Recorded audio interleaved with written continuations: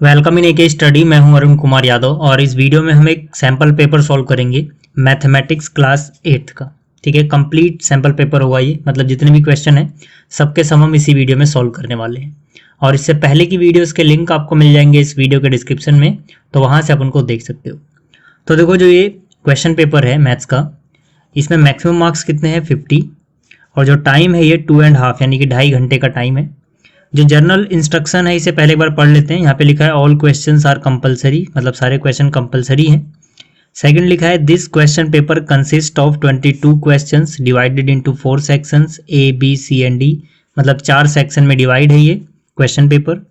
Third में लिखा है section A contains 5 question of 1 mark each, मतलब जो सेक्शन ए है इसमें 5 क्वेश्चन होंगे, हर एक क्वेश्चन 1 नंबर का होगा। और इसके बाद लिखा है section B contains 9 questions of 2 marks each, मतलब कि जो सेक्शन बी है इसमें 9 क्वेश्चन होंगे, हर एक 2 नंबर का होगा। Section C contains 5 questions of 3 marks, जो सेक्शन सी है इसमें 5 क्वेश्चन होंगे, हर एक क्वेश्चन 3 नंबर का होगा।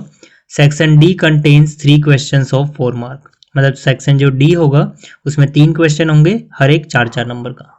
ठीक है, तो सेक्शन ए से शुरू करते हैं। जो सेक्शन ए है यानी कि 1 नंबर वाले जो क्वेश्चन है, इसमें जो पहला क्वेश्चन है इसमें बोला गया factorise P square minus 36 Q square. ठीक है, तो देखो जो ये क्वेश्चन है ये मैंने यहाँ पर कॉपी कर लिया। हमें क्या करना है, P square minus 36 Q square, इसको फैक्टराइज करना है। तो यहाँ पर फैक्टराइज करने के लिए कौन सा फॉर्मूला लगेगा? जब मैंने आपको ये चैप्टर पढ़ाया था तो मैंने आपको एक फॉर्मूला बताया था जिसमें पहली चीज का स्क्वायर हो रहा हो और एक दूसरी चीज का स्क्वायर हो रहा हो, बीच में माइनस हो, यानी कि ए स्क्वायर माइनस बी स्क्वायर हो, तब आप इसको लिखते हो a प्लस बी और a माइनस बी। ठीक है, यानी कि एक बार इन दोनों को ऐड कर दो एक ब्रैकेट में और दूसरे ब्रैकेट में इन दोनों को माइनस कर दो। ठीक है ना, तो ये फॉर्मूला इसमें लगेगा। लेकिन ये डायरेक्ट यहाँ पे नहीं लग सकता। क्यों नहीं लग सकता? क्योंकि यहाँ पर जो है सबका स्क्वायर है, यहाँ पर जो है सबका स्क्वायर है, लेकिन यहाँ पे सिर्फ क्यू का स्क्वायर है ना, 36 का तो स्क्वायर नहीं है। तो पहले हमें इसको थोड़ा चेंज करना पड़ेगा। तो यहाँ पर देखो क्या है, पी का स्क्वायर माइनस, पहले ये सोचो कि ये 36 किसका स्क्वायर होता है, तो 36 जो है ये 6 का स्क्वायर होता है, और q का स्क्वायर तो पहले से ही दिया गया, तो यहाँ पे सिर्फ q लिखो। अब यहाँ पर इन दोनों को ब्रैकेट में बंद करो और पूरे का स्क्वायर लगा दो। अब देखो क्या होगा, 6 का स्क्वायर हो गया 36, q का स्क्वायर हो गया q स्क्वायर, तो यहाँ पर जो भी था सबका स्क्वायर है, ये भी पूरे का स्क्वायर है। अब यहाँ पर ये फॉर्मूला हम लगा सकते हैं। ठीक है, तो इस फॉर्मूले के हिसाब से क्या, इन दोनों को एक बार ऐड करना है, मतलब इन दोनों को एक बार ऐड करोगे तो ये हो जाएगा p प्लस 6q, यानी कि एक बार इनको ऐड कर दोगे और फिर दूसरा क्या हो जाएगा, एक बार माइनस कर दोगे, यानी कि p माइनस 6q। ठीक है, तो ये एक फैक्टर हो गया, ये एक फैक्टर हो गया, मतलब ये दोनों जो है ये फैक्टर्स आ गए, तो ये चीज अब फैक्टराइज हो गई। तो ये था क्वेश्चन 1। अब बात करते हैं क्वेश्चन 2 की। देखो जो क्वेश्चन 2 है इसमें बोला गया है इवेल्युएट करो 2 raise to the power minus 2। ठीक है ना, मतलब कि जो यहाँ पर क्वेश्चन 2 है इसमें हमें 2 की पावर माइनस 2 हो तो इसका क्या आंसर आएगा ये बताना है। ठीक है ना, इसको सॉल्व करने के बाद, तो यहाँ पर इसको सॉल्व करने के लिए जो हमारे पास फॉर्मूला लगेगा वो ये है कि अगर a की पावर माइनस m हो, अगर a की पावर माइनस m हो तो ये बराबर होता है 1 डिवाइड बाई a की पावर प्लस m के। ठीक है ना, अब इसको उल्टा कर दोगे, नीचे ले जाओगे तो जो पावर थी वो माइनस में थी तो उससे प्लस में आ जाएगी। ठीक है, तो वही चीज अगर यहाँ पे अपनाएं तो यहाँ पे हम क्या लिखेंगे, 1 divide by 2 raise to the power plus 2। यहाँ पर पावर माइनस 2 थी लेकिन अभी क्या हो गया, 2 raise to the power minus 2। ठीक है, तो ये कितना हो जाएगा, ये हो जाएगा 1 डिवाइड बाई 2 की पावर 2, मतलब 2 इंटू 2 यानी 4, तो ये हो गया 1/4। ठीक है, तो ये था क्वेश्चन नंबर 2। अब अगर मैं बात करूँ 3 की, तो जो क्वेश्चन नंबर 3 है इसमें बोला गया है give an example of binomial. ठीक है, तो मतलब मुझे बाइनोमियल का एक एग्जाम्पल देना है। ठीक है ना, क्वेश्चन 3 यहाँ पे लिखते हैं आंसर 3। बाइनोमियल का मतलब क्या, आपको ऐसा एल्जेब्रिक एक्सप्रेशन लिखना है जिसमें 2 टर्म हो। आप कुछ भी लिख दो जिसमें 2 टर्म हो, जैसे मैंने लिखा x प्लस 5। ठीक है, तो एक टर्म ये हो गई, दूसरी टर्म ये हो गई, इसमें टोटल 2 टर्म है, मतलब ये बाइनोमियल है। इसके अलावा आप बहुत सारे आंसर लिख सकते हो। ठीक है ना, जैसे किसी ने लिखा y प्लस 10, वो भी बाइनोमियल होगा। ठीक है, y प्लस 100, वो भी बाइनोमियल होगा। तो मतलब ऐसे आप बहुत सारे आंसर सोच सकते हो और लिख सकते हो। तो ये था क्वेश्चन नंबर 3। अब बात करते हैं जो क्वेश्चन नंबर 4 है इसमें क्या बोला गया। जो क्वेश्चन नंबर 4 है इसमें हमसे बोला गया find the factors of 2i, ठीक है, ये चीज कॉमा है, और 22xy। मतलब क्या, मतलब जो क्वेश्चन 4 है, ठीक है, इसमें हमें दिया गया है 2i पहले और उसके बाद 22y। यहाँ पर इसको फैक्टराइज करना, मतलब क्वेश्चन में थोड़ा मिसप्रिंट हो गया है, यहाँ बोलना चाहिए था कॉमन फैक्टर बताना है इसका, ठीक है। तो देखो यहाँ पर y, यहाँ पर y, तो जो कॉमन फैक्टर है वो हो जाएगा y, ठीक है, और यहाँ पे 2, यहाँ पे 22, 2 एंड 22 में जो इनका HCF होगा वो लिख देते हैं हम, यानी कि जो ऐसा नंबर लिखते हैं जिसके पहाड़े में 2 भी आए 22 भी आए, ठीक है ना, और सबसे बड़ा हो। तो 2 से बड़ा ऐसा कोई नंबर नहीं है जिसके पहाड़े में ये 2 भी आ जाए और ये 22 भी आ जाए। तो यहाँ पर यहाँ से हो जाएगा 2 और ये y, ठीक है, तो 2y इनका कॉमन फैक्टर हो जाएगा, ये हमारा फाइनल आंसर होगा। तो ये था क्वेश्चन नंबर 4। अब बात करते हैं 5 की। अब देखो जो क्वेश्चन नंबर 5 है इसमें हमसे बोला गया फैक्टराइज 6x माइनस 30, ठीक है। तो मतलब क्या कि यहाँ पे लिखेंगे हम क्वेश्चन 5 और यहाँ पर आएगा इसका आंसर। हमारे पास क्या है 6x माइनस में क्या है 30। अब देखो x इसके पास है, इसके पास नहीं है, ठीक है ना। फैक्टराइज करने के लिए हम क्या करेंगे, पहले कॉमन लेते हैं। तो यहाँ पर x तो कॉमन ले नहीं सकते, यहाँ पर 6 है, यहाँ पे 30 है, तो 6 ही वो सबसे बड़ा नंबर है जिसके पहाड़े में 6 भी आएगा और 30 भी आएगा। मैंने आपको बताया था जब मैंने चैप्टर नंबर 14 कराया था कि फैक्टराइज करने में जब हम कॉमन लेते हैं तो वो सबसे बड़ा नंबर कॉमन आता है जिसके पहाड़े में वो दोनों आ रहे हो। तो 6 के पहाड़े में 6 भी आता है, तो 6 के पहाड़े में 6 भी आता है, 6 के पहाड़े में 30 भी आता है, तो मतलब 6 कॉमन आ जाएगा। अंदर क्या लिखते हैं, 6 को हम किससे मल्टीप्लाई करें कि पहली टर्म बन जाए। तो 6 को अगर आप x से मल्टीप्लाई करोगे 6 इंटू एक्स 6x हो गया, मतलब यहाँ से अगर 6 कॉमन लोगे तो x बचेगा, माइनस 6 का टेबल कितनी बार पढ़ें कि 30 आ जाएगा, 6 5 जा 30। तो यहाँ पर इसको जब हम फैक्टराइज करेंगे तो एक फैक्टर होगा 6, दूसरा फैक्टर होगा x माइनस 5, ठीक है। तो ये फैक्टराइज हो गया। तो यहाँ पर क्वेश्चन नंबर 1 से लेके 5 तक यानी कि जो सेक्शन ए था ये 1 नंबर के क्वेश्चन थे, ठीक है। अब बात करते हैं सेक्शन बी की। अब देखो जो सेक्शन बी है इसमें पहला जो क्वेश्चन है क्वेश्चन नंबर 6, इसमें बोला गया count one term which is like 4m² n, ठीक है। मतलब क्या कि जो क्वेश्चन 6 है, जो क्वेश्चन 6 है इसमें हमें दिया गया है 4m² n, ठीक है, और इसके आंसर में हमें क्या लिखनी है, इसकी जैसी एक टर्म यानी कि एक लाइक टर्म लिखनी है, ठीक है। तो यहाँ पे हम लिखेंगे लाइक टर्म, ठीक है। देखो आंसर में क्या करना है, जो ये है इसका लाइक लिखना है, मतलब कि उसमें जो वेरिएबल पार्ट होगा वो सेम होना चाहिए, ठीक है। जैसे यहाँ पे m² n है तो उसमें भी m² n तो आएगा ही आएगा। कोफिशिएंट आप कुछ भी लिख दो, 5 लिख दो, 10 लिख दो, -10 लिख दो, ठीक है। तो मैं यहाँ पर 12 लिख रहा हूँ, कुछ भी लिख सकते हो आप। अब देखो ये और ये लाइक टर्म है, क्यों लाइक टर्म है, मैंने आपको बताया था लाइक टर्म की पहचान ये है कि उनका जो वेरिएबल पार्ट है वो सेम होता है, ठीक है। तो यहाँ पे m² n है, यहाँ भी m² n है, तो ये जो है इसके लाइक टर्म है और हमें सिर्फ एक लाइक टर्म लिखनी थी, ठीक है। तो ये था क्वेश्चन नंबर 6। अब बात करते हैं क्वेश्चन 7 की, ठीक है। अब देखो यहाँ पर जो क्वेश्चन नंबर 7 है इसमें क्या बोला गया, इसमें बोला गया फाइंड द रेशो 50 पैसे टू 1 रुपीज। मतलब हमें क्या करना है, 50 पैसे, ठीक है, का रेशो निकालना है 1 रुपी के साथ, ठीक है। तो इसको पहले फ्रैक्शन में लिखेंगे, 50 पैसे यहाँ पर डिवाइड बाई 1 रुपये। अभी इसको आप काट नहीं सकते या फिर आप रेशो में लिख सकते, क्यों ऐसे, क्योंकि यहाँ पर यूनिट अलग अलग है, तो पहले हमें यूनिट एक जैसा बनाना होता है। तो यहाँ पर 50 पैसे को ऐसे ही रहने दो, 1 रुपये में आपको याद रखना 100 पैसे होते हैं, ठीक है ना। तो 1 रुपये की जगह 100 पैसे आप लिख सकते हो, यूनिट सेम हो गई। अब आप इसको काट सकते हो, 50 1 जा 50 2 जा, मतलब ये कितना आया 1 डिवाइड बाई 2। 1 डिवाइड बाई 2 को अगर आप रेशो में बदलोगे तो जो ऊपर है यानी न्यूमरेटर वो पहले लिखो, फिर रेशो का निशान लगाओ, फिर जो नीचे है यानी डिनोमिनेटर वो बाद में लिख दो। तो मतलब ये हो गया 1:2, ठीक है। तो ये था क्वेश्चन नंबर 7। अब बात करते हैं क्वेश्चन नंबर 8 की। अब देखो जो क्वेश्चन नंबर 8 है इसमें हमसे बोला गया 80% of 30 students are good in mathematics. मतलब टोटल बच्चे हैं 30 का 80% जो बच्चे हैं वो मैथ्स में अच्छे हैं। हमसे बोला गया what percentage of students are not good in mathematics, मतलब कितने परसेंट बच्चे हैं जो मैथ्स में अच्छे नहीं है। तो यार देखो टोटल परसेंटेज होती है 100, 100 में से 80% क्या है, अच्छे हैं, तो 100 में से 20% क्या होंगे, अच्छे नहीं होंगे। तो यहाँ पे मैंने लिखा परसेंटेज ऑफ गुड स्टूडेंट, हमें कितना दिया गया, 80% ऑफ 30, तो यहाँ से हो जाएगा परसेंटेज ऑफ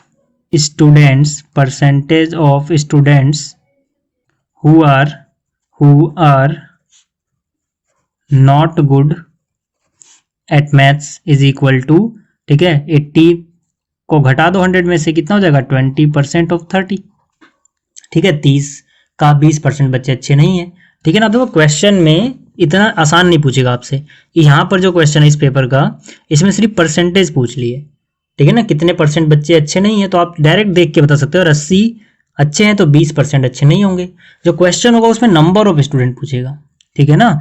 तो यहाँ पे अगर नंबर ऑफ स्टूडेंट की बात करें तो यहाँ से हमें परसेंटेज से नंबर निकालना पड़ेगा। हालांकि इस सवाल में इतना ही पूछा, आप आंसर इतना लिखो हो जाएगा, बट पेपर में क्या पूछेगा, कितने बच्चे अच्छे नहीं है, नंबर ऑफ स्टूडेंट निकालना होगा, ठीक है ना। तो यहाँ पे आप लिखोगे नंबर ऑफ स्टूडेंट, मैं एक्स्ट्रा निकाल के दिखा दे रहा हूँ, ठीक है, नॉट गुड एट मैथ्स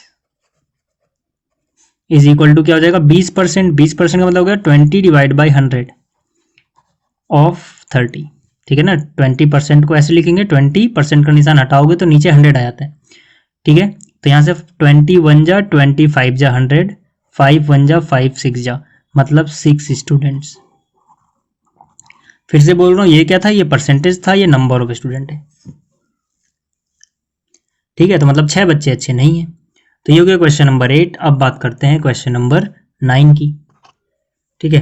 तो यहाँ पर देखो जो क्वेश्चन नंबर 9 है, इसमें क्या बोला गया है, which following number would have digit 6 at unit place, मतलब हमारे पास दो नंबर हैं, पहला है 24 का स्क्वायर, दूसरा है 19 का स्क्वायर, ठीक है ना। जो क्वेश्चन 9 है इसमें दो नंबर है, पहला क्या 24 का स्क्वायर और दूसरा नंबर क्या है 19 और इसका स्क्वायर। हमसे पूछा है कि किसका यूनिट डिजिट 6 होगा। तो यहाँ पर देखो 4 है, ठीक है ना, 4 का स्क्वायर कितना होता है 16, तो मतलब जब इसका स्क्वायर करोगे पूरे 24 का, तो उसके स्क्वायर के यूनिट डिजिट के पास भी 6 होगा। क्यों, क्योंकि देखो फिर से समझा रहा हूँ, 4 का स्क्वायर अगर मैं सिर्फ 4 का स्क्वायर निकालूं तो कितना आता है 16, यूनिट प्लेस पे 6 मिलता है।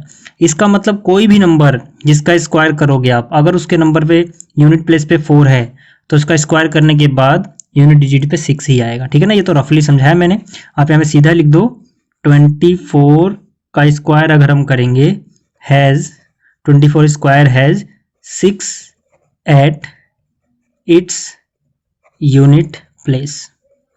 यहाँ पर करोगे तो 9 का स्क्वायर 81 होता है ना, 19 का 1 भूल जाओ, सिर्फ 9 याद रखो यूनिट प्लेस पे जो है, ठीक है ना 9, तो 9 का स्क्वायर 81 होगा, तो 81 के लास्ट में 1 आ रहा है, तो मतलब 19 का जब स्क्वायर करोगे तो उसके यूनिट प्लेस पे भी 1 ही मिलेगा। तो इन दोनों में से कौन है जिसके प्लेस पे यूनिट प्लेस पे 6 मिला हमें, 24, ठीक है। तो ये आंसर हो जाएगा हमारा। तो ये था क्वेश्चन नंबर 9। अब बात करते हैं क्वेश्चन 10 की। जो क्वेश्चन 10 है इसमें क्या बोला गया है, ऐड करना है, ठीक है। यहाँ पर पहली टर्म है a प्लस बी प्लस सी, उसके बाद कोमा है, फिर b प्लस सी प्लस ए, फिर कोमा है c प्लस ए प्लस बी, ठीक है। तो इसको ऐड कैसे करेंगे, देखो पहले हमारे पास क्या है a प्लस बी प्लस सी, फिर कोमा है, फिर क्या है हमारे पास b प्लस सी प्लस ए, फिर कोमा है, फिर क्या है c प्लस ए प्लस बी, ठीक है। इसको ऐड करने के लिए आप क्या करोगे, जहां पर कोमा है बस वहां पे प्लस लगा दो, ठीक है, b प्लस सी प्लस ए, और फिर यहाँ कोमा है प्लस लगा दे, क्योंकि हमसे बोला गया क्वेश्चन में ऐड करो c प्लस ए प्लस बी।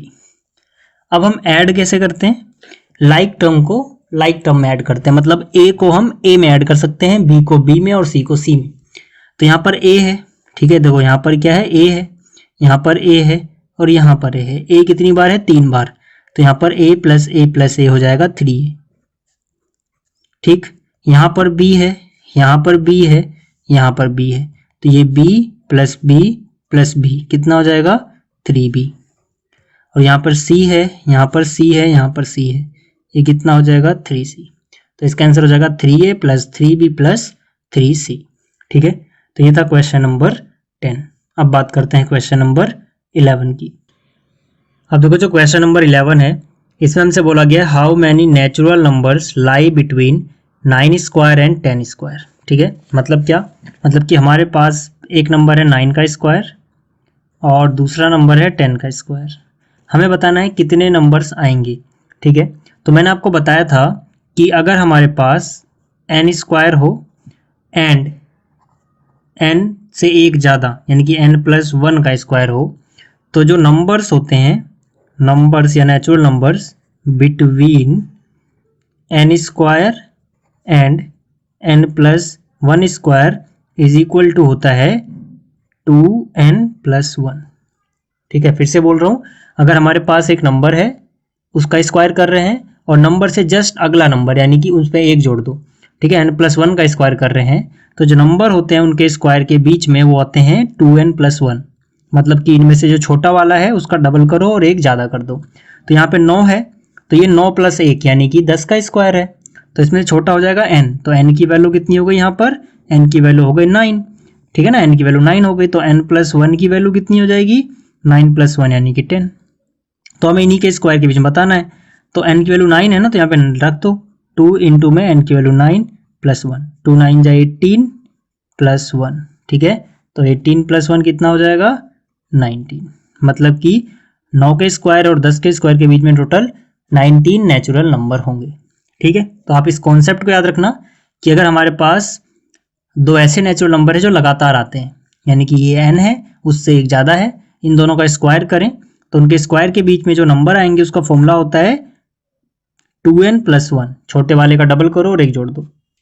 तो ये था क्वेश्चन नंबर 11। अब बात करते हैं, अब देखो जो क्वेश्चन नंबर 12 है इसमें हमसे बोला गया कन्वर्ट 1:4 टू परसेंटेज। मतलब हमें 1:4 की दिया है और हमें इसको परसेंटेज में बदलना है। तो देखो रेशो क्या है हमारे पास 1:4 और बदलना किस में, इसको परसेंटेज में। तो हम क्या करते हैं, जो भी हमें रेशो गिवन है पहले उसको फ्रैक्शन में कन्वर्ट करते हैं। यानी कि जो 1:4 है इसको आप लिख सकते हो 1/4। ठीक है, रेशो फ्रैक्शन में बदल गया। ठीक है, रेशो फ्रैक्शन में बदल गया। अब इसको परसेंटेज में बनाने के लिए हम क्या करते हैं 1/4। अगर आपको यहाँ पे परसेंटेज का निशान लगाना है तो आपको इसको 100 से मल्टीप्लाई करना पड़ेगा, क्योंकि परसेंटेज का मतलब होता है पर 100। ठीक है ना, पर 100 में कितना है वो। तो यहाँ से 4 से इसको काटोगे तो 4 1 जा 4, 4 2 जा 8, 10 में से 8 कट गया, 2 बचा, 2 के आगे 0 यानी 20, 4 5 जा 20। तो मतलब ये हो जाएगा 25%। अगर आपको ऐसे काटना नहीं आ रहा तो 100 को आप 4 से डिवाइड कर लेना, 25 आ जाएगा। ठीक है, तो ये हो गया क्वेश्चन नंबर 12। अब बात करते हैं जो क्वेश्चन नंबर 13 है उसकी। ठीक है, तो क्वेश्चन नंबर 13 की बात करेंगे। ठीक है, तो यहाँ पर देखो जो क्वेश्चन नंबर 13 है इसमें बोला गया है express 4⁻³ as power with base 2।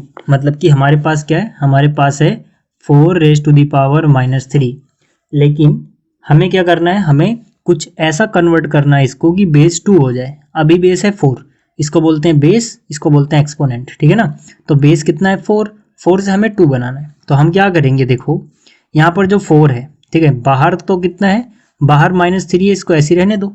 जो 4 है इसको आप लिख सकते हो 2 × 2। ठीक है ना, क्योंकि मुझे बेस 2 बनाना है। तो जो 4 था उसको मैंने 2 × 2 लिख दिया। 2 × 2 का मतलब क्या होता है 2⁻²। ठीक है ना, 2 × 2 का मतलब 2⁻² हुआ। और यहाँ पर कितना है बाहर -3। अब देखो जब a के ऊपर पावर m हो और इसके ऊपर पावर n हो तो इसका मतलब होता है a की पावर m × n। m और n चिपका के लिखने का मतलब क्या है कि m और n मल्टीप्लाई हो रहे हैं। तो यही मतलब यहाँ पर भी होगा, इसका मतलब हो जाएगा 2 × में -3। ठीक है, इनको चिपका के लिखा मतलब मल्टीप्लाई। तो 2 की पावर 2 3 जा 6 प्लस माइनस माइनस, तो मतलब ये हो जाएगा 2 की पावर -6। तो ये था क्वेश्चन नंबर 13। अभी जो हम क्वेश्चन कर रहे हैं ये सेक्शन बी का है। ठीक है ना, और सारे क्वेश्चन तो 2 नंबर हैं बी वाले में। तो ये था। अब बात करते हैं 14 की। ठीक है ना, यहाँ पे हम करेंगे क्वेश्चन 14। देखो जो क्वेश्चन 14 है इसमें बोला गया फैक्टराइज, मतलब हमें फैक्टराइज करना है। यहाँ पे कुछ मिस प्रिंट था तो मैंने काट के यहाँ पे सही लिखा है क्वेश्चन। ठीक है ना, हमारे पास क्या है x² - 7x + 12। ठीक है, हमारे पास क्या है, x square minus 7x plus 12। अब इस तरह के क्वेश्चन को हम कैसे फैक्टराइज करते हैं मैंने आपको 14 चैप्टर में डिटेल में बता रखा है, तो अगर किसी को नहीं आता तो वो चैप्टर आप देख लेना, उसका लिंक भी आपको इस वीडियो के डिस्क्रिप्शन में मिल जाएगा। जो चैप्टर नंबर 14 है उससे बहुत सारे क्वेश्चन आते हैं आपके पेपर में, तो वो काफ़ी इंपॉर्टेंट चैप्टर है, ठीक है ना। तो देखो जो क्वेश्चन 14 है इसमें क्या करना है, हमें फैक्टराइज करना है। ऐसे को मैंने क्या बताया था कि पहले हम इन दोनों को मल्टीप्लाई करते हैं। इसका कोफिशिएंट कुछ नजर नहीं आ रहा, समझो 1 है, तो 12 बन जा 12। तो हम ये देखते हैं कि हमें दो नंबर ऐसे ढूंढने हैं जिनको मल्टीप्लाई करके 12 आ जाए, जिनको मल्टीप्लाई करके 12 आ जाए। और यहाँ पे अगर प्लस है तो इनको प्लस करके वो आए जो बीच में क्या है 7, हालांकि -7 है पर माइनस को थोड़ी देर के लिए भूल जाओ। तो ऐसे दो नंबर ढूंढो जिनको मल्टीप्लाई करके 12 आता हो और जोड़ के 7 आता हो। तो हम बोलेंगे 4 और 3 ऐसे नंबर है, 4 × 3 करोगे 12 मिल जाएगा, 4 + 3 करोगे 7 मिल जाएगा। तो बस इन्हीं के साथ x लगा देना है, ठीक है ना। और जब यहाँ पे ऐड करके लाना होता है तो हम ये देखते हैं कि इन दोनों का निशान वही रहेगा जो बीच वाले के पास है। बीच में माइनस है मतलब -4 -3, इसीलिए मैंने कहा था माइनस को थोड़ी देर के लिए भूल जाओ, क्योंकि असलियत में -7 लाना था।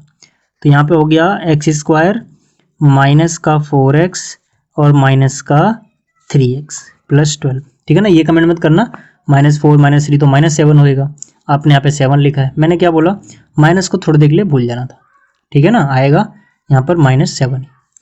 तो यहाँ पर अब क्या हो जाएगा, इनमें से कॉमन लेते हैं हम, इसमें से और इसमें से। तो यहाँ पे x² है, यहाँ पे सिर्फ x है तो x तो कॉमन आ जाएगा। यहाँ पे बचेगा क्या, x² में से x कॉमन लिया तो x बचा, फिर यहाँ पे माइनस है कितना 4। इन दोनों में से क्या कॉमन आएगा, पहले निशान क्या है यहाँ पे x के पास -3 के टेबल में 3 भी आता है, 3 के टेबल में 12 भी आता है, तो 3 कॉमन आ जाएगा, ठीक है। -3 तो कॉमन ले लिया, क्या बचा यहाँ पे x। अब इस -3 का मल्टीप्लाई करना है किससे कि 12 आ जाए, वो नंबर ढूंढना है। तो 3 4 जा 12 और यहाँ माइनस है तो माइनस लिखाओगे, माइनस माइनस प्लस हो जाएगा, ठीक है ना, प्लस बनना चाहिए यहाँ पे, तो माइनस माइनस प्लस। अब इसके बाद इन दोनों में एक जैसा है कुछ, बिल्कुल है, x -4 यहाँ पर है, x -4 यहाँ पर है, तो हम क्या करेंगे x -4 कॉमन ले लेंगे। तो यहाँ से x -4 कॉमन लिया तो ये x बच गया, और यहाँ से x -4 कॉमन लिया तो ये -3 बच गया, ये फैक्टराइज हो गया, ठीक है। तो ये था क्वेश्चन नंबर 14। अब बात करते हैं सेक्शन सी की। अब देखो जो क्वेश्चन नंबर 15 है इसमें हमसे बोला गया है picnic is being planned for a school for class 8th।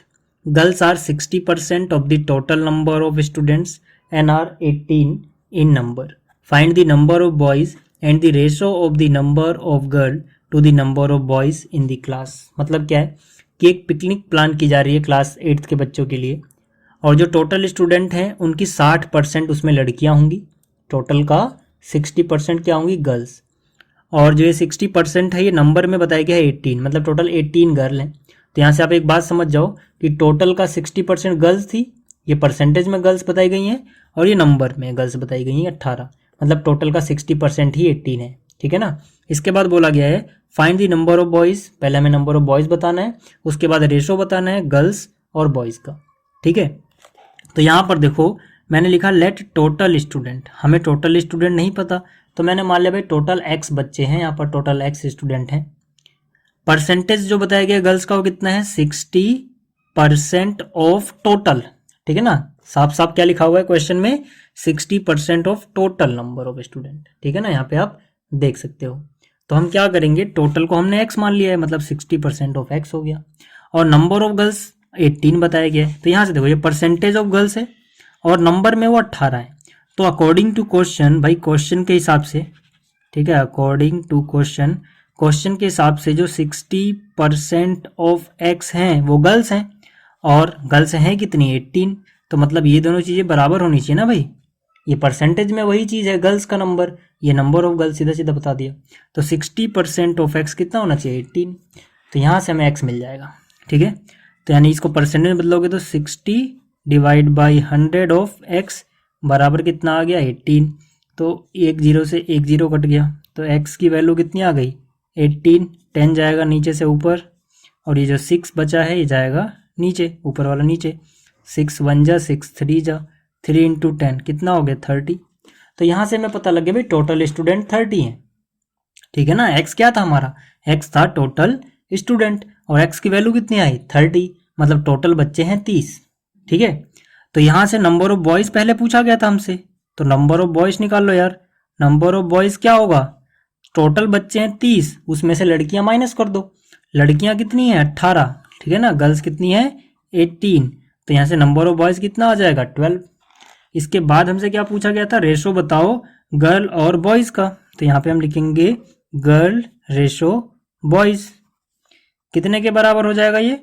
देखो गर्ल कितनी है, गर्ल है हमारे पास 18 और बॉयज कितने हैं 12। ठीक है ना, इसका मतलब क्या हो गया 18/12, इनको काटोगे तो 6 2 जा 12, 6 3 जा 18, यानी काटोगे तो 6 3 जा 18, 6 2 जा 12, यानी कि 3:2 आ जाएगा। ठीक है, तो ये था क्वेश्चन नंबर 15, ये 3 नंबर का क्वेश्चन था। अब बात करते हैं 16 की। अब देखो जो क्वेश्चन नंबर 16 है, इसमें बोला गया है express the following as the sum of odd numbers. मतलब जो भी हमें यहाँ पे नंबर गिवन है, इनको हमें सम ऑफ ऑड नंबर्स में एक्सप्रेस करना है। 3 पार्ट में क्वेश्चन पूछा गया है। टोटल जो नंबर है इस क्वेश्चन के वो 3 मार्क्स हैं, मतलब एक नंबर का एक पार्ट है। तो पहला 121, दूसरा 64, तीसरा 169। ठीक है, तो इसको देखो मैंने यहाँ पर कॉपी कर लिया। अब हम करते कैसे हैं, देखो सबसे पहले आपको पता लगाना होता है कि ये किसका स्क्वायर है। ठीक है, तो जो 121 है ये 11 का स्क्वायर होता है। ठीक है ना, 121 अगर मैं रफली यहाँ पे बताऊं तो जो 121 है ये 11 का स्क्वायर है। ठीक है ना, 11 का स्क्वायर आता है 121।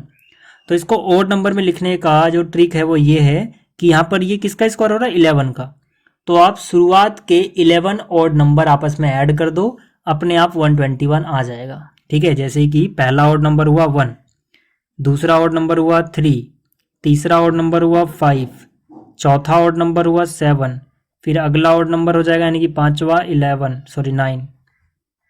ठीक है, फिर अगला हो जाएगा 11, फिर अगला हो जाएगा 13, फिर अगला हो जाएगा 15, फिर अगला हो जाएगा 17। ठीक है, कितने हो गए ये 1 2 3 4 5 6 7 8 9। ठीक है, 9 हो गए। 10वां हो जाएगा 19 और 11वां हो जाएगा 21। ठीक है, टोटल कितने हो गए 11। ठीक है ना, 1 2 3 4 5 6 7 8 9 10 11। तो इनको आप ऐड करोगे अपने आप आपको 121 मिल जाएगा। ठीक है, तो ये तरीका था। इसी तरह से यहाँ पे 64 है, तो 64 जो होता है वो होता है 8 का स्क्वायर। 8 का स्क्वायर कितना जाता है 64। ठीक है ना, ये रफ वर्क जो ऊपर लिख रहा हूँ मैं। ठीक है, ये आपको नहीं लिखना है। तो 64 8 का स्क्वायर होता है, मतलब पहले 8 ऑड नंबर्स आप ऐड कर लो। पहला ऑड नंबर 1, दूसरा 3, शुरुआत से चलना है, फिर तीसरा 5, फिर चौथा 7, पांचवा 9, छठा 11 और सातवां 13, आठवां 15। ठीक है ना, 1 2 3 4 5 6 7 8, ये 8 का स्क्वायर था 64, इसीलिए मैंने शुरुआत के 8 ऑड नंबर लिखे। आप इनको जोड़ के देखोगे 64 ही मिलेगा। ठीक है, इसी तरह से 169 है, तो इसको भी आप कर लेना। ठीक है, टोटल 169 किसका स्क्वायर होता है 13 का स्क्वायर 169, तो 13 तक और चले जाना, 13 ऑड नंबर। ठीक है, जैसे यहाँ पे 11 ऑड नंबर है तो ये तो लिख लेना, इसके अलावा 2 ऑड नंबर आगे के और लिख देना, हो जाएगा 16 क्वेश्चन। ठीक है, तो अब बात करते हैं 17 की। अब देखो जो क्वेश्चन नंबर 17 है, इसमें हमें 2 पार्ट में क्वेश्चन पूछा गया, हमें यहाँ पे फैक्टराइज करना है। ठीक है, तो यहाँ पे दोनों पार्ट्स जो भी थे, ठीक है, मैंने कॉपी कर लिए। तो पहले बात करते हैं पहले पार्ट की। यहाँ पर हमें क्या करना है, यहाँ पे फैक्टराइज करना है। तो हमारे पास पहले देखो क्या 6xy माइनस में 4y, तो यहाँ पे पहले x वाली टर्म आ रही है, तो ये पहले जो x वाली टर्म है ना इसको पहले लिख लो। ठीक है, माइनस में 9x मैंने पहले लिख लिया और इस टर्म को बाद में लिख दो, ताकि जब हम यहाँ से कॉमन लेंगे तो x वाला बचेगा, तो यहाँ से कॉमन ले तो x वाला शुरू में बचे। तो पहले इन दोनों में से कॉमन लो, यहाँ पर y, यहाँ पर y, तो y तो कॉमन आएगा ही आएगा। 6 है, यहाँ पर 4 है, तो जो 2 है उसके टेबल में 6 भी आ रहा है, 2 के टेबल में 4 भी आ रहा है, तो 2 कॉमन आ जाएगा। तो यहाँ पे अंदर क्या बचेगा, 2 का टेबल कितनी बार पढ़ें कि 6 आ जाए 3 बार, तो 2 3 जा 6 हो गया। y कॉमन ले चुके हैं, क्या बचेगा x, फिर माइनस 2 2 जा 4 और y बाहर आ चुका है। इसके बाद माइनस क्या कॉमन ले 9 और 6, 3 के टेबल में 9 भी आता है 6 भी आता है, तो 3 कॉमन ले लिया, तो 3 3 जा 9, और जब माइनस कॉमन लेते हैं तो निशान बदल जाता है, मतलब माइनस कॉमन लिया तो प्लस से ये माइनस हो जाएगा और साथ में x भी बचा रहेगा अभी। ठीक है ना, x हमने कॉमन नहीं लिया है, तो यहाँ पे माइनस कॉमन लिया है तो ये निशान बदल जाएगा, तो 3 2 जा 6, क्या आया देखो एक जैसा, 3x माइनस 2, 3x माइनस 2, ये चीज़ एक जैसी है, कॉमन ले लो फिर से। तो 3x माइनस 2 कॉमन आ गया। यहाँ पर क्या बचा हुआ है, यहाँ पे बचा हुआ है 2y, ठीक है, और यहाँ पे क्या बचा हुआ है -3। तो ये फैक्टराइज हो गया पहला पार्ट। दूसरे पार्ट में देखो ये तो 3 ही टर्म है, तो हम सब में से जो कॉमन आ रहा है वो कॉमन ले लेंगे। यहाँ पे x का स्क्वायर है, सिर्फ x पे ध्यान देना। अभी x का स्क्वायर है, यहाँ पे x की पावर 1 है, यहाँ पे x की पावर 1 है, तो जो छोटी पावर होती है सबसे वो कॉमन लेते हैं। तो यहाँ पे x की पावर 2 थी, यहाँ पर 1, यहाँ पर 1, तो x की पावर 1 कॉमन ले ली। अब y पे ध्यान देना, y यहाँ पे y का स्क्वायर, यहाँ पे सिर्फ y, तो मतलब 1 y तो सब में से मिल जाएगा। यहाँ पे z, यहाँ पे z और यहाँ पे z का स्क्वायर, तो कम क्या आ रहा है पावर में, z की पावर 1, तो z आ जाएगा। अब देखो यहाँ से क्या क्या बचा, y और z तो कॉमन ले चुके हो, एक्स स्क्वायर में से एक एक्स कॉमन ले चुके हो, तो सिर्फ एक एक्स बचेगा। फिर से समझाता हूँ, y और z तो बाहर आ गए, एक्स स्क्वायर में से एक एक्स बाहर आया, एक्स बच गया। यहाँ पर x था बाहर आ गया, z बाहर आ गया, y स्क्वायर में से एक y बाहर आया, मतलब एक y बच गया। यहाँ पर x बाहर आ गया, y बाहर आ गया, z स्क्वायर में से z बाहर आया, तो मतलब एक z बच जाएगा। तो ये हो गया फैक्टराइज। तो ये था क्वेश्चन नंबर 17। अब बात करते हैं 18 की। अब देखो जो क्वेश्चन नंबर 18 है, इसमें हमें फैक्टराइज करना है, 2 पार्ट में क्वेश्चन गिवन है, ठीक है। तो यहाँ पर जो 2 पार्ट गिवन थे मैंने कॉपी कर लिए। पहला पार्ट क्या है, 63a square minus 112b square, ठीक है। तो यहाँ पर भी फॉर्मूला क्या लगेगा, वही फॉर्मूला लगेगा, a square minus B square जो होता है वो a प्लस बी और a माइनस बी। कौन सा फॉर्मूला कहाँ लगता है, अगर आपको डिटेल में जानना है कि हमें पता कैसे लगता है कि किसमें कौन सा फॉर्मूला लगेगा, तो उसके लिए भी आप चैप्टर नंबर जो 14 है उसकी वीडियो देखना। मैंने एकदम क्लियरली बताया हुआ है कि हमें पता कैसे लगता है कि कौन सा फॉर्मूला हमें कहाँ लगाना है, ठीक है। तो यहाँ पर हम डायरेक्ट नहीं लगा पा रहे फॉर्मूला। अब ये 63 किसी नेचुरल नंबर का स्क्वायर भी नहीं है, तो मतलब यहाँ से कुछ ना कुछ अब कॉमन आएगा, ठीक है। तो कॉमन क्या आ रहा है यहाँ पे, 7 का टेबल अगर आप 7 कॉमन लोगे तो देखो 7 9 जा 63 होता है, यानी ए स्क्वायर 7 9 जा 63 माइनस 7 इसमें से कॉमन लोगे, तो मतलब क्या करो आप इसको ये देखो कि 7 का टेबल इसमें कितनी बार जा रहा है। तो 7 से अगर इसको काटते आप तो 7 1 जा 7, 11 में से 7 कट गया, कितना बचेगा 4, 4 के आगे 2, 7 6 जा 42 बी स्क्वायर, ठीक है ना। ऐसे आपको समझ में नहीं है तो 112 को 7 से डिवाइड करके देख लेना। हम यही तो पता लगाते हैं ना कि 7 को किससे मल्टीप्लाई करें कि 112 आ जाए, तो 16 7 जा 112, इस तरह से 9 7 जा 63, तो इसीलिए यहाँ पे 16 बचेगा। अब क्या हो जाएगा देखो, इसके बाद 7 तो ऐसे ही रहेगा, 9 किसका स्क्वायर होता है 3a का, 16 4 का और ये b 4b का स्क्वायर। अब आप क्या करो, ये फॉर्मूला लगा दो, ठीक है ना, जो ब्रैकेट के अंदर है, ये इसको मानो a का स्क्वायर, इसको b का स्क्वायर, तो ये क्या हो जाएगा 7, एक बार दोनों प्लस में यानी कि 3a प्लस में 4b, और एक बार दोनों माइनस में यानी कि 3a माइनस में 4b, ठीक है। तो ये हो गया फैक्टराइज।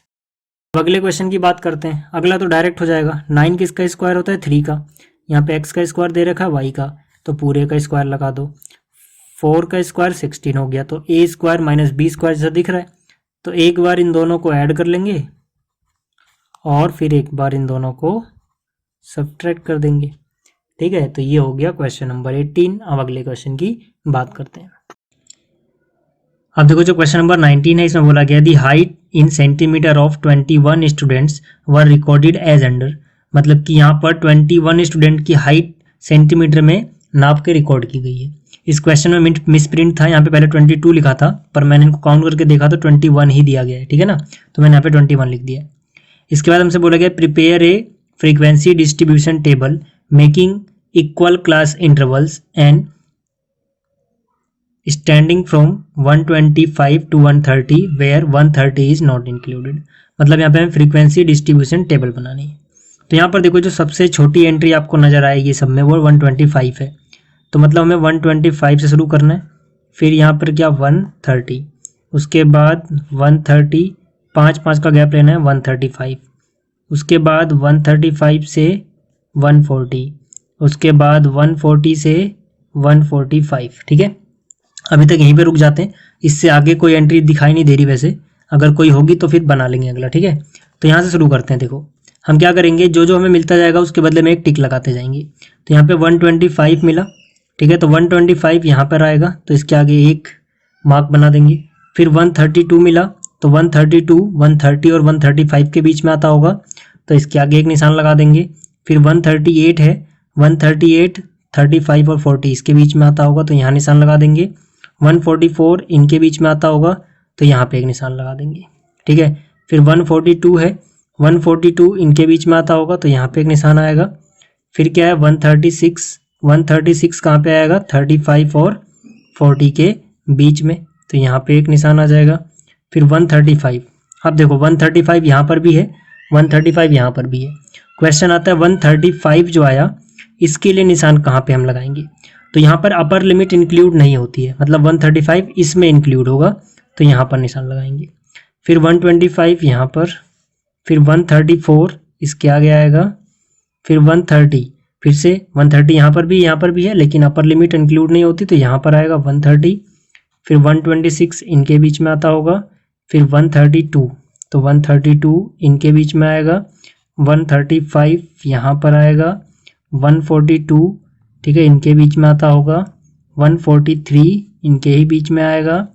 128, तो यहाँ पर 128 मतलब यहाँ पर आएगा कहीं। फिर 126 भी इन्हीं के बीच में आएगा। जब 4 कट हो चुके होते हैं 5वां हम ऐसे लगाते हैं। फिर 136 इनके बीच में आएगा, 4 कट हो चुके हैं, 5वां आप ऐसे लगाओगे। फिर 135 कहाँ पर आएगा देखो, 135 इसके आगे आएगा, 135 हो गया। फिर 130 यहाँ पर आएगा और 133 भी यहाँ पर आएगा। तो यहाँ पर देखो फ्रीक्वेंसी कितनी, ये कितने हैं 5, ठीक है ना, 1 2 3 4 और 5 ऐसे, ये 5 और 1 6, ये 5 और 1 6 और ये कितने हो गए 4। तो यहाँ पे अगर मैं इसको टोटल निकालूं तो टोटल कितना आना चाहिए 21, क्योंकि टोटल 21 स्टूडेंट थे। तो 6 और 4 10 और 6 16 और 5 21, तो टोटल कितना आ गया 21, ठीक है। तो ये हो गई फ्रीक्वेंसी डिस्ट्रीब्यूशन टेबल। तो ये था क्वेश्चन नंबर 19। अब बात करते हैं सेक्शन डी की। अब देखो जो सेक्शन डी है इसमें हर एक क्वेश्चन 4-4 नंबर के हैं, ठीक है ना। तो यहाँ पर जो क्वेश्चन नंबर 20 है इसमें 2 पार्ट में क्वेश्चन पूछा गया है। पहले पार्ट में हमें ऐड करना है इन सबको, ठीक है। पहला क्या है 7xy + 5yz - 3zx, फिर कोमा है मतलब ये दूसरा, फिर कोमा है मतलब ये तीसरा। तो मतलब इन तीनों अलजेब्रिक एक्सप्रेशन को हमें ऐड करना है। और सेकंड में हमें सब्ट्रैक्ट करना है दिस फ्रॉम दिस। तो पहले पार्ट 1 की बात करते हैं, ठीक है। देखो पार्ट 1 में जो भी हमें गिवन था मैंने यहाँ पर उसको अच्छे से कॉपी कर लिया है। हमें क्या करना है, इनको ऐड करना है। पार्ट 1 में ऐड करना है, दूसरे में सब्ट्रैक्ट करना है, ठीक है ना। तो यहाँ पे ऐड करते हैं। ऐड के लिए आप क्या करोगे, देखो आपके पास क्या है 7xy प्लस में क्या है 5yz माइनस में क्या है 3zx, कोमा के बाद यहाँ कोई निशान नहीं दे रहा मतलब प्लस का है। तो जब हम ऐड करते हैं तो वही निशान लगा देते हैं जहाँ पे है, यानी कि +4yz + 9zx - 4y, कोमा के बाद माइनस है मतलब -3xz + 5x - 2xy, ठीक है। अब ऐड करने के लिए हम क्या करेंगे, लाइक टर्म ढूंढेंगे, मतलब एक जैसी टर्म कौन सी है। तो यहाँ पर देखो इसके पास क्या आ रहा है xy, ठीक है ना। आपको ढूंढना है कहीं और xy आ रहा है, इसके पास नहीं है, इसके पास नहीं है, इसके पास भी नहीं है, ठीक है। यहाँ पर देखो xy है, ठीक है। तो इन दोनों को पहले सॉल्व करो। 7xy और ये माइनस का है, तो 7 - 2, ठीक है ना। 7 - 2 कितना बचेगा 5, तो ये हो जाएगा 5xy, ठीक। इसके बाद देखो सेकंड में क्या है, यहाँ पे yz, यहाँ पर ढूंढो कहीं yz है, देखो यहाँ पर ये yz है, ठीक है। क्या और कहीं yz है, और कहीं yz नहीं है, तो मतलब ये प्लस का ये भी प्लस का, निशान एक जैसे हैं तो ऐड हो जाएंगे, ठीक है ना। +5 और 4 कितना हो जाएगा 9yz, ठीक है ना। तो ये हो जाएगा 9yz, ये भी हो गया। इसके बाद हम ढूंढेंगे यहाँ पे zx है क्या कहीं, ठीक है। यहाँ पे zx है, यहाँ पर देखो zx है, यहाँ पर भी zx है। z बाद में लिखा है, x पहले, कोई फर्क नहीं पड़ता, ठीक है। तो इसके पास क्या था zx या फिर xz, कुछ भी बोलो। इसके पास भी क्या है zx और इसके पास भी क्या है zx, और किसी के पास तो नहीं है, तो इनको ऐड कर लेंगे। तो देखो यहाँ पर जो 9 है ये प्लस का है, तो पहले इसको ऐसे लिख देते हैं, ठीक है। 9zx, माइनस वाले ऐड कर लो आप, ठीक है ना। -3xz - 3xz कितने हो गए यहाँ पर माइनस के 6xz। ठीक है, एक्स जेड या जेड एस एक ही बात, अब इनको हम सॉल्व कर लेंगे बाद में। ठीक है, ये भी हो गया। कौन कौन बच गया, माइनस का 4y, तो माइनस 4y ऐसे लिख दो, इसका भी काम हो गया। और कौन बचा यहाँ पे, प्लस का 5x, इसके जैसा भी कोई नहीं है तो इसको ऐसे लिख देंगे। अब देखो ये सॉल्व हो सकते हैं आपस में, ठीक है ना, तो ये हो जाएगा 5xy प्लस में 9yz, क्योंकि अलग अलग हैं तो ऐसे ही रहेंगे। ये दोनों सॉल्व हो सकते हैं, यहाँ पे zx है, यहाँ पर भी zx है, ठीक है ना। तो 9 में से 6 गया, कितना बचेगा, 3zx। फिर से बोल रहा हूँ, zx लिखो या xz एक ही बात है। फिर माइनस में कितना 4y, फिर प्लस में कितना 5x। तो ये हो गया क्वेश्चन 20 का पहला पार्ट। ठीक है, दूसरा जो पार्ट है इसका, उसमें हमसे बोला गया सब्ट्रैक्ट करने को। ठीक है ना, दूसरे में हमें क्या करना है, दूसरे पार्ट में हमें सब्ट्रैक्ट करना है इसमें से इसको। ठीक है, तो फ्रॉम दिस टू दिस, तो मतलब जो फ्रॉम के बाद लिखा होता है वो ऊपर लिखेंगे और इसको नीचे, मतलब ये चीज़ पहले फिर माइनस के बाद ये चीज़ आएगी। तो हमसे क्वेश्चन जो बोला कि बार लिख ही देता हूँ मैं पूरा। यहाँ पे बोला गया सब्ट्रैक्ट, क्या बोला गया है, सब्ट्रैक्ट, किसको सब्ट्रैक्ट करना है, -6p plus q plus 3r plus 8 from, किसमें सब्ट्रैक्ट करना है, p minus 2q minus 5r minus 8। ठीक है, इसको सब्ट्रैक्ट करना है। तो सब्ट्रैक्ट कैसे करते हैं, जो फ्रॉम के बाद लिखा है उसको हम ऊपर लिखेंगे। तो p माइनस में क्या है 2q, माइनस में क्या है 5r, माइनस में 8। ठीक है ना, फ्रॉम के बाद वाले को ऊपर लिखा, सब्ट्रैक्ट करना है तो इसको इसके नीचे लिखेंगे। तो यहाँ पर क्या है -6p प्लस में q प्लस में 3r प्लस में 8। क्योंकि हमें यहाँ पे सब्ट्रैक्ट करना है, सब्ट्रैक्ट के लिए हम नीचे वाले का निशान बदल देते हैं। तो ये प्लस से माइनस हो जाएगा, ये भी प्लस से माइनस हो जाएगा, ये प्लस से माइनस हो जाएगा और ये माइनस से प्लस हो जाएगा। ठीक है, आप देखो ये p प्लस का है कोई निशान है, तो ये प्लस का, अब इसका निशान भी प्लस का हो चुका है, तो दोनों के निशान एक जैसे, तो ऐड करते हैं। 6p प्लस 1p, कितने p हो गए, 7p। इन दोनों के निशान एक जैसे हो चुके हैं, माइनस के एक जैसे निशान है तो घटाएंगे, निशान वही रहेगा, 2q और 1q, माइनस का 3q हो गया। इन दोनों के निशान भी एक जैसे हो गए हैं, तो 5 और 3 माइनस का 8r, माइनस ये भी माइनस, एक जैसा निशान है तो घटा देंगे, मतलब जोड़ देंगे, 8 और 8 16। ठीक है, तो ये हमारा फाइनल आंसर आ जाएगा। तो ये था क्वेश्चन नंबर 20। यहाँ पर देखो जो क्वेश्चन नंबर 21 है ये कंस्ट्रक्शन के ऊपर है, तो एक क्वाड्रिलेटरल कंस्ट्रक्ट करना है। तो इसको आप खुद कर लेना, अगर आपको समझ में ना आए तो कंस्ट्रक्शन वाला जो चैप्टर है उसकी सारी वीडियोस मैंने बना रखी है, तो वहाँ से इसको देख लेना। अब बात करते हैं क्वेश्चन नंबर 22 की, जिसमें हमें सिंप्लीफाई करना है। हमारे पास क्या है, 2x प्लस 5 का स्क्वायर माइनस 2x माइनस 5 का स्क्वायर। तो यहाँ पर जो क्वेश्चन नंबर 22 है एक बार मैं कॉपी कर लेता हूँ। ठीक है, 21 जैसे कि मैंने बोला भी आप कर लेना, कंस्ट्रक्शन के ऊपर है तो वो हो जाएगा। तो यहाँ पर क्या है देखो, 2x प्लस 5 का स्क्वायर माइनस में 2x माइनस 5 का स्क्वायर। ठीक है, तो यहाँ पे हमारे पास फॉर्मूला क्या लगेगा, हमारे पास दो फॉर्मूले हैं यहाँ पर, a प्लस बी का होल स्क्वायर और फिर a माइनस बी का स्क्वायर। दोनों फॉर्मूला क्या होते हैं देखो, a प्लस बी का होल स्क्वायर होगा तो इसका आंसर आता है a का स्क्वायर प्लस b का स्क्वायर प्लस में 2ab, और a माइनस बी अगर हो हमारे पास तो इसका स्क्वायर आता है a का स्क्वायर प्लस b का स्क्वायर माइनस 2ab। तो पहले यहाँ पे a प्लस बी का होल स्क्वायर लगाओ, तो ये कितना हो जाएगा देखो, a की वैल्यू 2x से कंपेयर करो और b की 5 से, तो a का स्क्वायर मतलब 2x का स्क्वायर प्लस में b का स्क्वायर यानी 5 का स्क्वायर प्लस में 2, a की वैल्यू क्या 2x और b की वैल्यू क्या 5। फिर यहाँ पे क्या है माइनस। अब देखो ये माइनस इस ब्रैकेट के बाहर लगा है तो एक बड़ा सा ब्रैकेट बना लेना, क्योंकि इसका जो भी आंसर आएगा सबको हम माइनस से मल्टीप्लाई करेंगे। तो यहाँ पे a का स्क्वायर यानी कि 2x का स्क्वायर, फिर क्या हो जाएगा b यहाँ पे 5 है तो हो जाएगा 5 का स्क्वायर, फिर माइनस 2ab है तो माइनस 2, a की वैल्यू क्या है 2x और b की वैल्यू क्या है 5, ये ब्रैकेट बंद। ठीक है, अब देखो यहाँ से 2 का स्क्वायर कितना हो गया 4। ठीक है ना, 2 का स्क्वायर कितना हुआ 4 एक्स स्क्वायर, 5 का स्क्वायर हो गया 25 प्लस 2 2 जा 4 5 जा 20 और ये x।